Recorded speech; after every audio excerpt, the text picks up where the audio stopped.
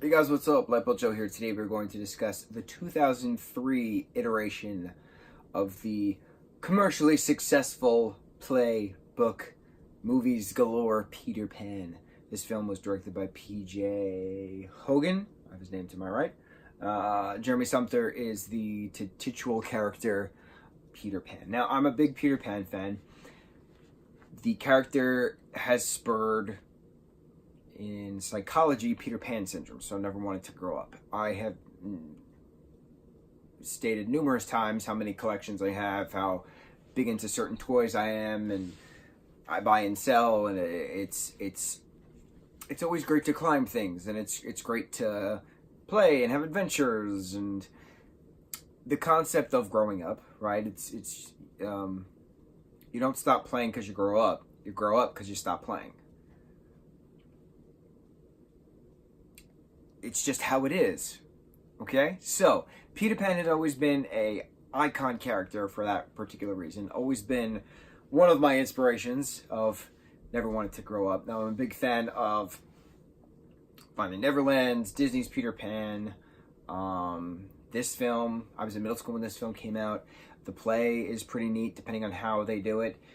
The books are pretty great, depending on, which version you get. But what's cool about it is that it was originally a play in 1904 and then adapted into a book in 1911, I believe. The author was inspired by this family that he was friends with to write this particular characters. Peter, John, and Michael are actual children in that particular family. And it's a pretty neat thing. So this 2003 film is based more on the play, on the books, rather than the Disney version. The Disney version is an hour and 17 minutes long. It is a glorious classic from 53, I think, 1953. It is we'll talk about it at one point. It's wonderful. And this '03 version is great. Jeremy is an awesome Peter. He is a year older than me. I was 13 when this came out, so he was 14 when it came out, but that means he was 13 or 12 when they actually filmed it, depending on how long prior to the movie coming out they filmed it. It didn't actually do well in theaters, believe it or not, because it was fighting against Lord of the Rings. And you can't fight against Lord of the Rings. I'm not a big Lord of the Rings fan, but I understand the fandom behind it. But the cinematography is great, the story is great. Like I said, it's more play and book-based rather than Disney-based. So they fight at a castle. Tinkerbell dies at some point.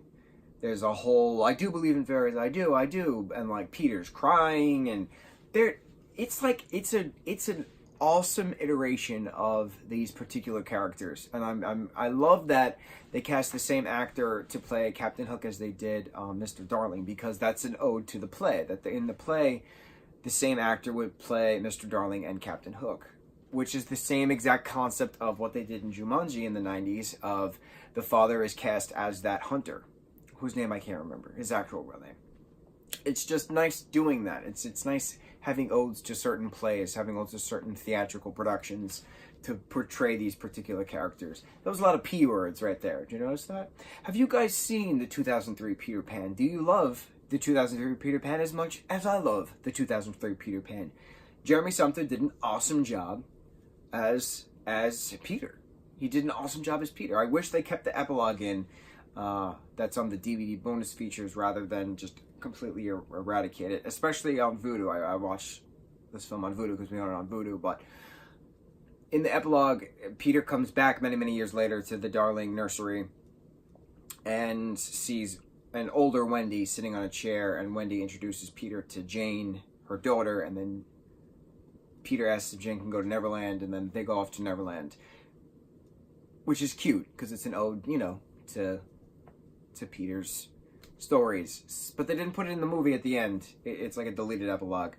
They should have kept it. I would have liked it as a post-credit scene. But to each their own. Jeremy, you did an awesome job. Congratulations. I know you've heard it for, 16 years? 16 years you've heard the same thing. So, good on you, mate. Mucho mahalo, guys.